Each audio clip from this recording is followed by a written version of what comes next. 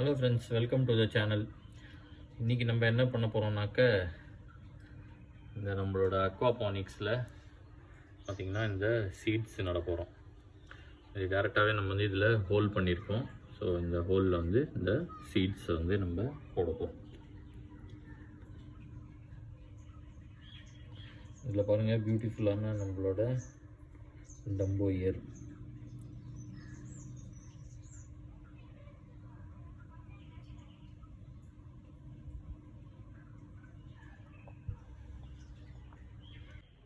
இந்த பண்ணியிருக்கிற ஹோலில் நம்ம வந்து சீட்ஸ் போட்டு இதை வந்து கவர் பண்ணுறோம்.